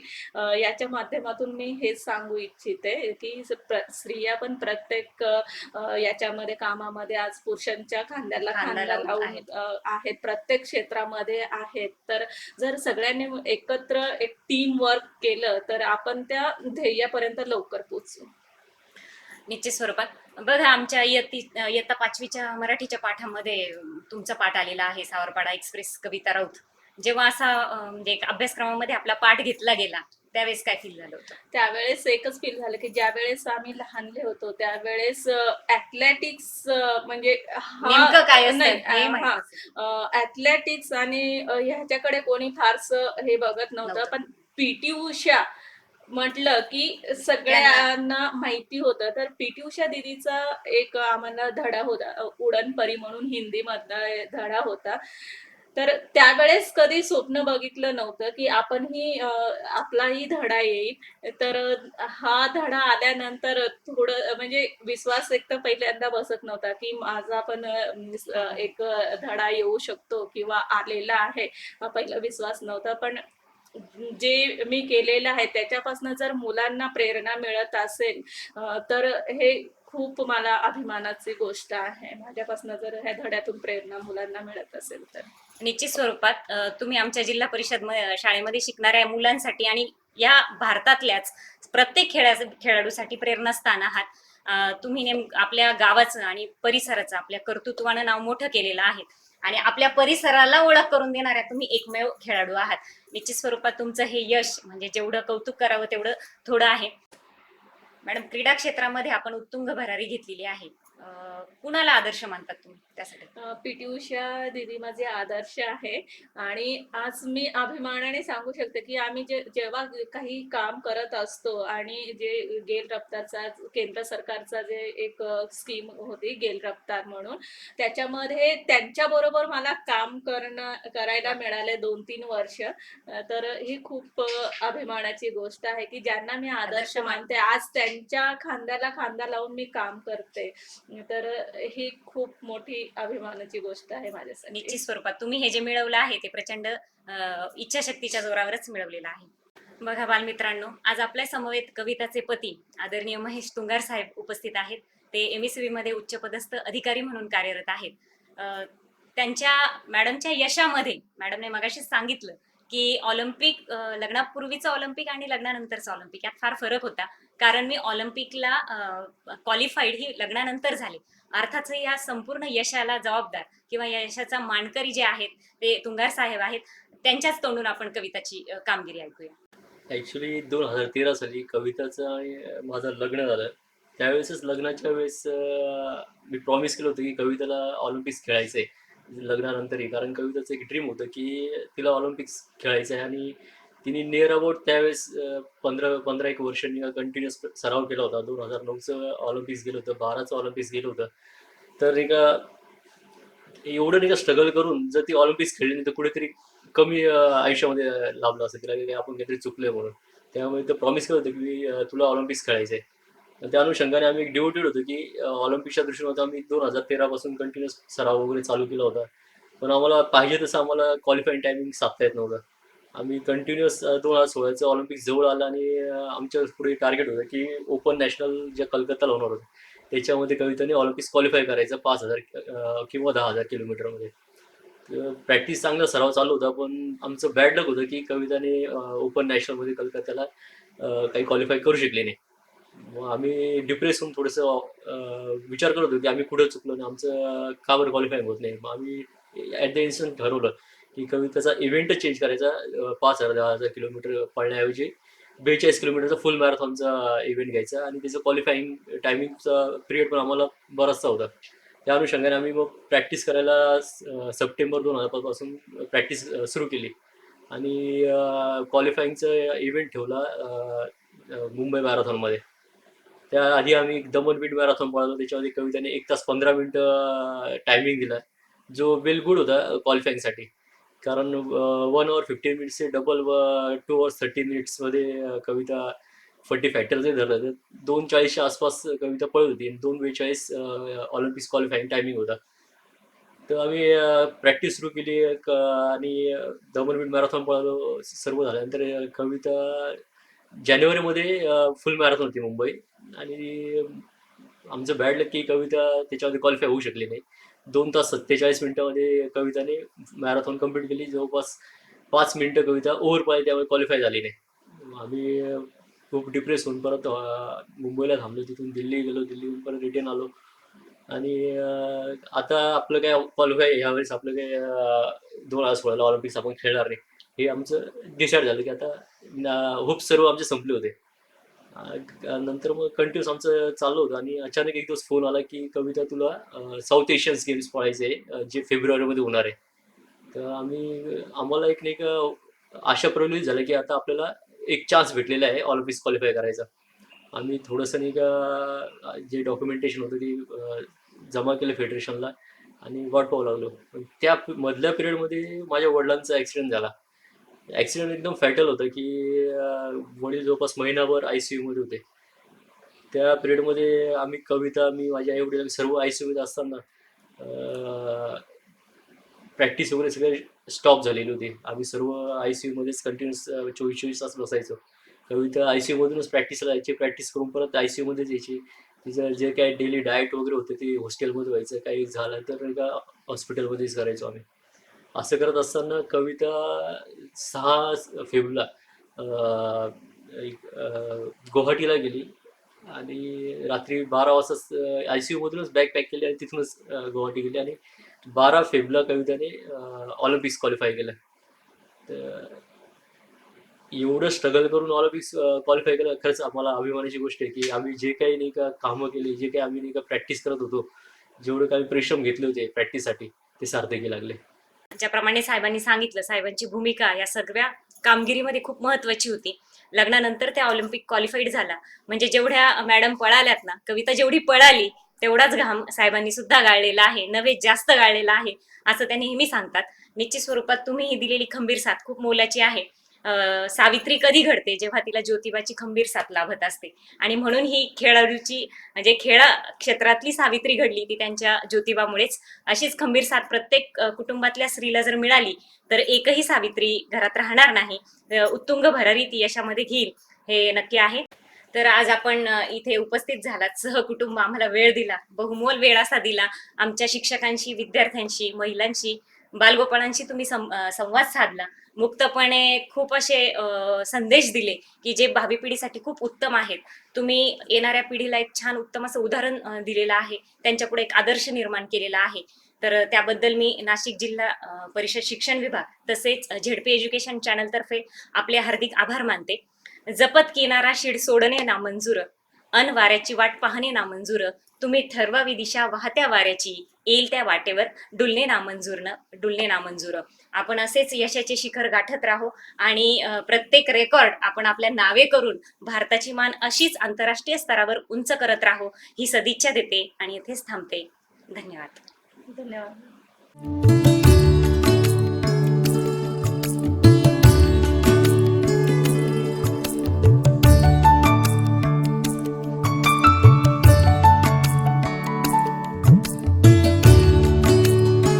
नमस्कार बालमित्रांनो, आज आपण एका अशा हस्तीला भेटणार आहोत ज्यांनी खेळाडू घडवण्यासाठी, खेळासाठी आणि भारतासाठी आपल्या आयुष्याचे अनेक वर्ष खर्च केलेत. कविता राऊत यांना घडविण्यात ज्यांचा सिंहाचा वाटा आहे असे ॲथलेटिक कोच प्रशिक्षक विजेंद्र सिंग यांना. नमस्कार साहेब. मी झेडपी एज्युकेशनल चॅनल नाशिकतर्फे आपलं हार्दिक स्वागत करते. म्हणतात ना, गुरुने दिला ज्ञानरूपी वसा, आम्ही चालू हा पुढे वारसा. गुरुर ब्रह्मा गुरुर विष्णू गुरुर देव महेश्वरा, गुरुर साक्षात परब्रह्म तस्मै श्री गुरुवे नमः. बालमित्रांनो, गुरु हे नेहमीच वंदनीय आणि पूजनीय असतात, पण त्यातीलच विजेंद्र सिंग यांच्यासारखे जर गुरु असतील तर ते म्हणजे जणू परीसच. अगदी लोखंडाला स्पर्श केला तरी त्याचे सोने करून टाकणारा. कविताच्या बाबतीतही असंच झालं. कवितातला खेळाडू, तिची खिलाडू वृत्ती आणि खेळातली चुणूक त्यांनी अचूक हेरली आणि तिला धावण्याचे सराव देऊन, तिच्याकडनं कसून ते धडे सराव करून घेऊन तिला थेट ऑलिम्पिकपर्यंत पोहोचवलं. अर्थातच तिच्या ह्या यशामागे यांचं खूप मोलाचं योगदान आहे.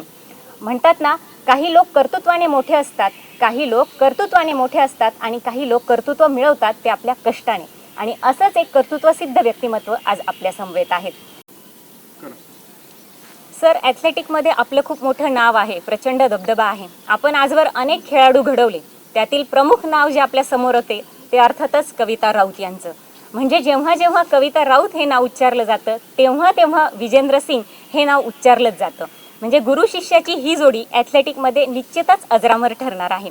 तर मला सांगा, कविता राऊत यांना तुम्ही पहिल्यांदा कोणत्या स्पर्धेत पाहिलं आणि तिच्यातले कोणते गुण तुम्हाला जाणवले? कविता राउत की और मेरी सबसे पहले मुलाकात हुई थी ये 99 में विश्व हिंदू परिषद के छात्रावासमध्ये कविता राहत होती. तभी डॉक्टर पिसुळकर घेऊन आले होते और स्टेट चैंपियनशिप होती 3 दिवस नंतर.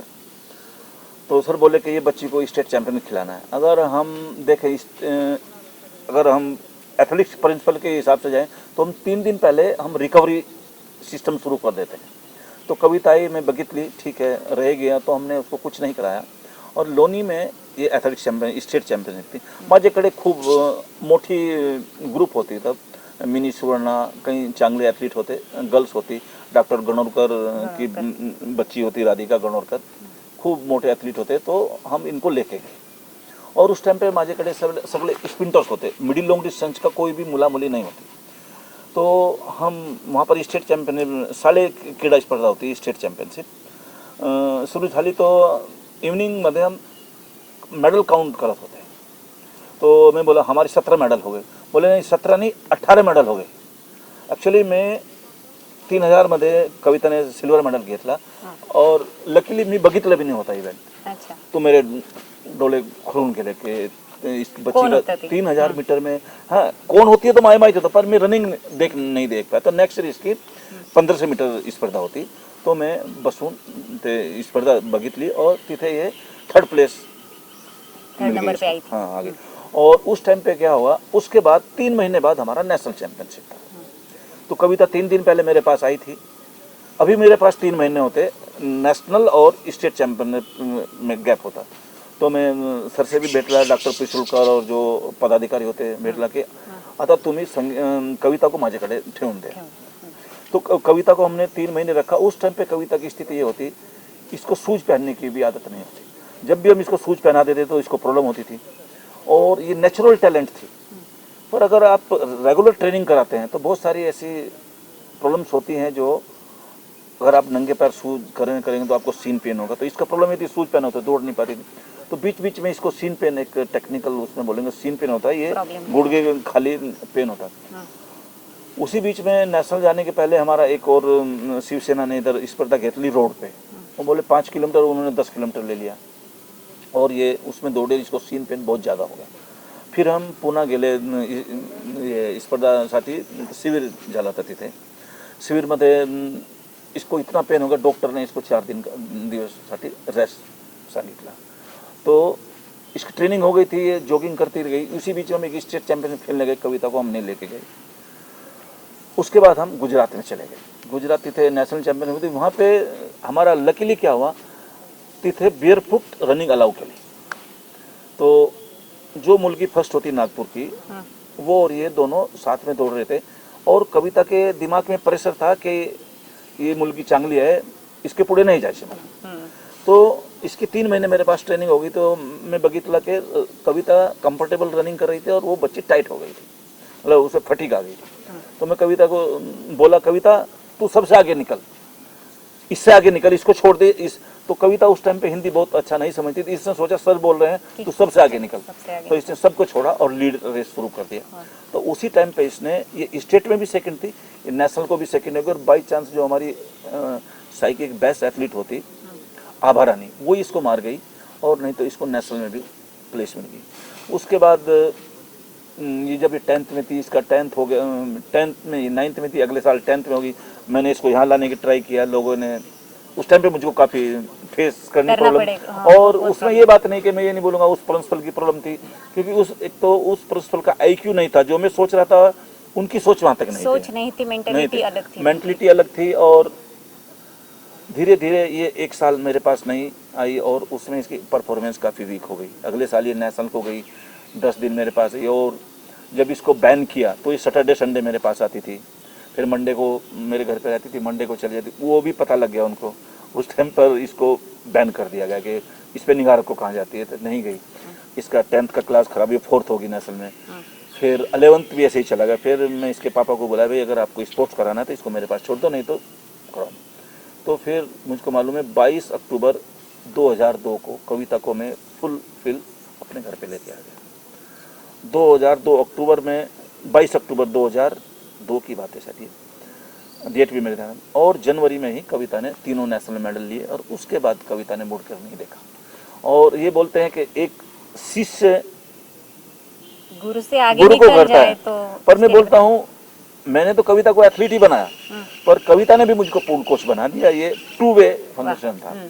और मैं उसके बाद कविता ने मुड़ के देखा. बहुत सारी प्रॉब्लम तो आती हैं, जब आपको एक हाइट पे जाना है तो प्रॉब्लम तो आती हैं. पर कविता ने बहुत अच्छा मेहनत किया, फोकस दी फुल्ली, जितना हेल्प में कर पाया मुझसे हुआ. फिर मैं बोलता हूँ हमारा भोसला मिडिल स्कूल, हमारी संस्था CHM सोसाइटी, इन्होंने सभी ने बहुत सपोर्ट किया. और ये कंबाइंड एफर्ट्स था हमारा, जो आज कविता इतने ऊपर परफॉर्मन्स के लिए. आपण आत्ताच ऐकलं बालमित्रांनो की त्यांना अनेक अडचणी सहन कराव्या लागल्या. म्हणजे त्यावेळी त्यांच्या शाळेतल्या आश्रम शाळेमधल्या किंवा हायस्कूलमधले लोकही त्यांना अलाउड करत नव्हते, त्यांच्यावर बंदी टाकण्यात आलेली होती. परंतु अशा परिस्थितीमध्ये सुद्धा सरांनी त्यांना प्रचंड साहस त्यांच्यामध्ये निर्माण केलं. म्हणजे जिला शूज घालून साधं पळताही येत नव्हतं, अशा मुलीला ऑलिम्पिकपर्यंत पोहोचणं ही खूप मोठं उपलब्धी आहे असं मी म्हणेल. तुम्ही त्यांच्या कुटुंबियांची कशा पद्धतीने समजूत घातली? ते तयार नव्हते ना, तुम्ही 2 वर्ष पाठपुरावा केला. उसके लिए मैं आपको बताऊं, मैं 2 साल तक उनके पीछे लगा हुआ था. और मेरे पे एक छोटी सी स्कूटर थी, जिस आदमी को मराठी नहीं आती हो, कभी सावरपाड़ा नहीं, देखो मैं अपने स्कूटर से उस टाइम पर कविता के गांव में रोड भी नहीं थी, उस टाइम पर मैं कविता के गांव में अपना स्कूटर लेके 2-3 बार गया। और उसमें फिर क्या, उसके पापा फॉरेस्ट डिपार्टमेंट में सर्विस करते थे और एक मेरे दोस्त थे डीएफओ मिस्टर मीणा साहब यहीं सामने रहते थे। अच्छा। तो मीणा साहब को भी मैंने पकड़ा, उन्होंने भी गाइड किया और ये एक जो है संधि, बहुत अच्छी संधि हमको मिली। वो 2 साल पर उनको कन्विंस करने के लिए मुझको लगी। उनकी भी गलती नहीं थी कि यूपी से आदमी आता है, बच्ची को लेके जाता जाता है, कौन हाँ। सोशल, हमारा सोशल सिस्टम भी ऐसा नहीं है। और जो हमारे IQ तो वो तो किसी का था ही नहीं, इवन तो मुझको भी नहीं था कि जो मैं करने जा रहा हूँ वो इतना हाइट में सक्सेस होगा, इतना उसका सक्सेस सक्सेस होगा। होगा। क्योंकि मैंने सबसे पहले एथलीट दत्तक लिया अपने आप, और वो ही अर्जुन अवार्डी हुआ। तो मेरे लिए तो ये सौभाग्य की बात थी, पर ये भगवान ने कराया और हमने मेहनत तो की, बिना मेहनत के और डिवोशन के लिए, पर ये एक भगवान ने संगम कराया, मैं तो बोलूँगा, और भगवान को ये करना था और हम पे मुंजे जी का और सबका आशीर्वाद था। निश्चित स्वरूपात त्यांनी त्यांच्या कुटुंबियांचा सुद्धा खूप पाठपुरावा केला. म्हणजे त्या काळची लोकांची मेंटॅलिटी असेल किंवा त्या ज्या पाड्यामधून त्या आलेल्या होत्या तिथल्या लोकांची अशी मानसिकता नव्हती, त्यांच्या कुटुंबियांची अशी मानसिकता नसताना त्यांनी त्यांच्या कुटुंबियांना तयार केलं आणि अर्थातच भारताला एक सुंदर आणि अव्वल असा धावपटू आपल्याला मिळाला. कविताकडून त्यावेळी तुम्ही कशा पद्धतीने सराव करून घेतला, वर्कआउट कसं असायचं? वो तो जैसे मैं डिप्लोमा किया, वो धीरे धीरे वो तो हमको पढ़ाया ही जाता है। बहुत अच्छी उसने मेहनत किया। उसका कितने घंटे वर्कआउट करते थे? कि जब स्टार्ट हुई तो लगभग 1 घंटे 45 मिनट हमने शुरू किया, बाद में ये टोटल डे का 6 घंटे तक गया, 6 आवर तक गया। जब स्टार्ट में इसका वीकली किलोमीटर होता था मुश्किल से 50-60 किलोमीटर, और आखिर में जब ये पीक पर थी तब इसका होता था 240 किलोमीटर पर वीक। ये सिस्टम है, धीरे धीरे ही बढ़ना होता है। कोई, मैं इस माध्यम से बच्चों को बताना चाहूँ, कोई भी जल्दी करना ना चाहिए स्कूल में, क्योंकि जो मंजिल जितनी देर में तय करनी चाहिए उसी हिसाब से करनी है। अगर हम शॉर्टकट मारना चाहेंगे या बहुत जल्दी करना चाहेंगे, हम स्टेप वाइज ही चढ़ेंगे तो हम ऊपर छत पे जाएंगे। अगर हम सोचेंगे पहली स्टेप से ही आगे निकल जाए तो वो नहीं। उड़ी मार लें तो नीचे गिरेंगे और पूरा मंजिल तक नहीं पहुंच पाएंगे। इसके लिए तपस्या है। अगर कोई देखे, बोलते हैं ना, पहले जन्म में पहले लोग बोलते कि 12 साल की तपस्या ऋषि मुनि करते थे, तब उनको एक सिद्धि प्राप्त होती थी। अभी भी वही है। कविता का ओलंपिक खेलना, कॉमनवेल्थ, एक सिद्धि ही है। पर इसको कितना टाइम लगा? 99 से 2010 और 2016, 99 से 2016 तक 17 साल होते हैं। और 99 से लेकर के 2010-11 में जो मेडल मिला उसको 12 साल होते हैं। तो ये वही तपस्या सिद्धी थी, आहे, तपस्या आहे. ये तपस्या है। निश्चित स्वरूपात आपण त्यांनी ऐकलं की ऑलिम्पिकसाठी असेल त्यांनी 17 वर्ष सराव सुरू ठेवला होता आणि निश्चित स्वरूपात ही खूप मोठी तपस्या आहे असं ते म्हणतात. जेव्हा कविताला नाशिकमध्ये राहण्याची अडचण होती तेव्हा तुम्ही त्यांना स्वतःच्या घरी ठेवलं, एका मुलीप्रमाणे तिचा सांभाळ केला. तुमच्या कुटुंबियांचं त्यांनी सहज एक्सेप्ट केलं की ह्या गोष्टी? हाँ, मेरे परिवार ने बिल्कुल सहज एक्सेप्ट किया। और कविता को मालूम है कि मेरे छोटे छोटे 2 बच्चे थे, रूम भी हमारा छोटा था। मेरे बच्चे दोनों लड़ते थे आपस में कि कविता मेरे पास सोएगी या भाई के साथ। तो ये दोनों बीच में होती थी, एक तरफ बेटा होता था, एक तरफ बेटी होती थी, बीच में ही होती थी। तो एकदम फैमिलियर हो गए थे वो, कोई ऐसा प्रॉब्लम नहीं आया। ये एक श्रेय मैं अपनी फैमिली को भी दूंगा कि उन्होंने उस टाइम पे उतना सपोर्ट किया। निश्चित स्वरूपात, कारण कुटुंबाच्या मनाचा सुद्धा हा खूप मोठेपणा होता की त्यांनी तिला स्वतःच्या कुटुंबात एवढी मोलाची आणि मोठी जागा दिली होती. जेव्हा राष्ट्रकुल आणि दक्षिण आशिया स्पर्धेमध्ये कविताने मेडल जिंकले, सुवर्णपदक असेल, रौप्य पदक असेल, कांस्य पदक असेल, आंतरराष्ट्रीय स्तरावर जेव्हा भारतासाठी तिने पहिलं मेडल जिंकलं आणि फ्लॅग घेऊन ती मैदानामध्ये धावत होती, त्यावेळी तुमच्या मनामध्ये काय भावना होत्या? ये मेरे लिए, मतलब एक किसी भी कोच के लिए ये सबसे बड़ा गौरव था मेरे लिए भी। पर अनलकीली मैं उस टाइम पे फिजिकली वहाँ प्रेजेंट नहीं था, उसके कई कारण थे, उसमें मैं कुछ बोलना नहीं चाहूँगा। पर कविता को जब मेडल मिल गया, जब डोपिंग, और रात को 1 बजे कविता का मुझको फ़ोन आया और सबसे पहले कविता ने मेरे से ही बात किया। और वो फ्लैग तो आज वो एक आइडियल फोटो है पूरे हिंदुस्तान के लिए। और जब जब भी मिल्खा सिंह का नाम लिया जाएगा तब तब कविता का भी नाम लिया, क्योंकि ट्रैक इवेंट में, इंडिविजुअल इवेंट में 2 ही मेडल हैं, मिल्खा सिंह और कविता राउत। नक्कीच, कॉमनवेल्थ गेम मध्ये पहिलं मेडल 1958 मध्ये मिल्खा सिंग यांनी जिंकलं होतं, तर महिलांमध्ये पहिलं मेडल कविताने जिंकलं होतं. ही आपल्या सर्वांसाठीच खूप अभिमानाची गोष्ट आहे. या कविता सारख्या आणखी कोणते खेळाडू तुमच्या हातून घडलेले आहेत? अभी बहुत सारी टैलेंट मेरे पास में है, पर क्या होता है, हर एक बच्चे की अपनी प्रॉब्लम्स होती हैं और हर एक कविता राउत नहीं बन सकता, ये 100% है। क्योंकि कविता जैसे बच्चे 10-20 लाख में 1-2 पैदा होते हैं, पर उसके सिवाय भी बहुत सारी ऐसी चीज़ें हैं जो मोटिवेशनल हैं। क्योंकि मेरे साथ में काफ़ी आदिवासी बच्चे हैं कविता के पद चिन्हों पर ऑलरेडी ताई बामने है जो एशियन चैंपियन हो गई है, दलपतपुर की है, 15-16 साल की बच्ची है और यूथ एशिया में सिल्वर मेडल है, वो उन्हीं पदी चिन्हों पर है। और अभी प्रेजेंट में तो आप सबको मालूम होगा शायद हमारे पास में 15 बच्चे इंटरनेशनल हैं, 15 में से 9 बच्चे एशियन मेडलिस्ट हैं और उसमें से 50% आदिवासी बच्चे हैं। मैं इस डिपार्टमेंट को आदिवासी डिपार्टमेंट से भी बोलना चाहूँगा और जितने भी हमारे पेरेंट हैं आदिवासी, उनको ये मत सोचे कि हर एक कविता राउत बने, पर ये एक प्रोफेशनलिज्म आ गया एथलेटिक्स में। अगर मैं आपको गिनवाऊँ, जो आदिवासी बच्चे हमारे बहुत अच्छे जॉब में गए हैं स्पोर्ट्स के कारण ही, क्योंकि हर एक बच्चा नहीं बन सकता, किसी का फिजिकल लिमिटेशन है, सोशल लिमिटेशन है, बहुत सारी बातें हैं। पर आपको गिनाऊँ, देखो जैसा आप काउंट करेंगे, अभी जो रिसेंट में 5 तहसीलदार बने हैं, उनमें से एक हमारा बच्चा दत्ता बोर से है जो आदिवासी है, वो स्पोर्ट कोटे में तहसीलदार बना है। उससे पहले हरिचंद चौहान बच्चा था, वो फॉरेस्ट डिपार्टमेंट में है, हीरामन थविल फॉरेस्ट डिपार्टमेंट में है, योगिता गवली फॉरेस्ट डिपार्टमेंट में है, किशन ने अभी पिछले 6 महीने पहले कस्टम ज्वाइन किया है, सुरेश बाग हमारा बच्चा वनिका था जो रेलवे में सीनियर टीसी है। तो बहुत सारे बच्चों को जीवन मिल रहा है स्पोर्ट्स से। तो मैं अपने आदिवासी डिपार्टमेंट को से निवेदन करना चाहूँगा कि स्पोर्ट्स के जो बच्चे हैं उनकी तरफ स्पेशल ध्यान दिया जाए। और ये एक बहुत खुशी का विषय है कि हमारे डिपार्टमेंट ने एक अकेडमी आदिवासी स्पोर्ट्स अकेडमी खोली है। पर क्या होता है, मैं भी गवर्नमेंट में काम करता हूँ और वो भी एक गवर्नमेंट प्रोजेक्ट है, पर गवर्नमेंट में सबके लिमिटेशंस आ जाते हैं, कहीं ना कहीं प्रोटोकॉल हमको निभाना पड़ता है और बहुत वहाँ पे जो हम करना चाहते हैं वो नहीं कर पाते। पर कविता ने जैसे एकलव्य अकेडमी खोली है, एकलव्य एथलेटिक्स स्पोर्ट्स जो नासिक में है, उसमें जो हमारे बच्चे आदिवासी हैं, मैं एक निवेदन करना चाहूँगा, उन बच्चों को जितना आप आदिवासी अकेडमी में दे रहे हैं वहाँ पर स्टेट लेवल के बच्चे होंगे, शायद उससे ऊपर वाले नहीं हैं।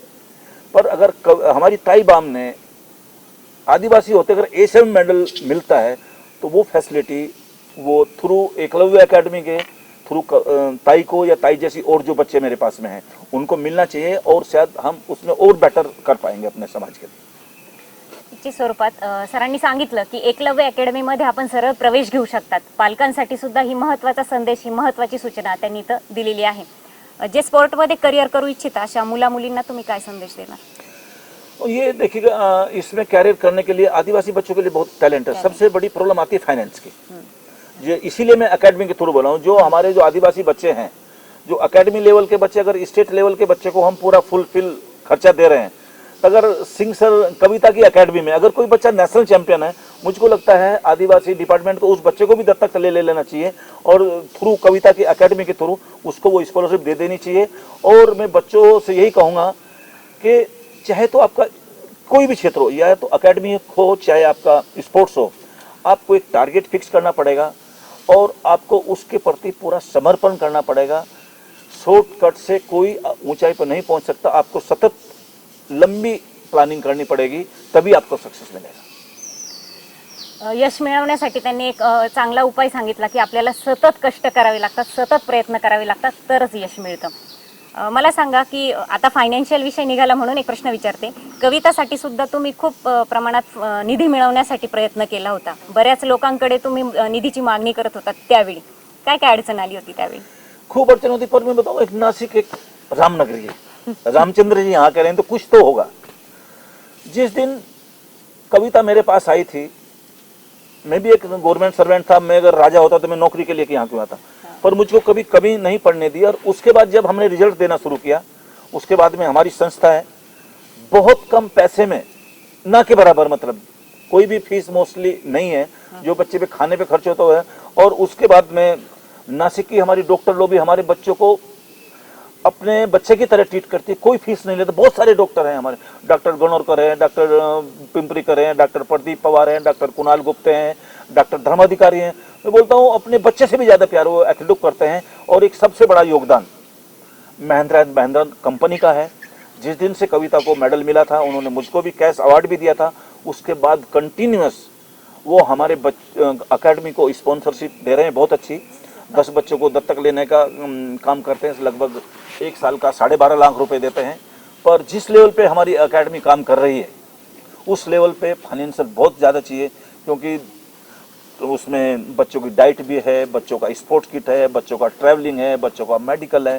तो पर फिर भी एक महिंद्रा कंपनी है, अभी नासिक रन भी हमारे साथ में आई है, और उनके लिए भी मैं थोड़ा सा मैं बाहर था, थोड़ा सा प्रॉब्लम आया, शायद वो वापस साथ में आएंगे। और ऐसे करके बहुत सारे लोग साथ में हैं। और मैं बच्चों को यही बोलना चाहूँगा, बच्चे अच्छा करेंगे, मुझको नहीं लगता कि नासिक में किसी बच्चे को प्रॉब्लम आएगी। पर आपको जब सोसाइटी किसी को अडॉप्ट करती है, सोसाइटी प्रूफ चाहिए। कविता ने प्रूफ दिया, हमने प्रूफ दिया, आगे आने वालों को भी प्रूव करना पड़ेगा कि हम सच्चे तपस्वी हैं, तभी आप पे प्रसाद चढ़ेगा। नाशिकमधून अनेक होतकरू लोकांनी या सगळ्या खेळाडूंसाठी योगदान दिलेलं आहे, त्यांचे मी निश्चितच आभार मानते।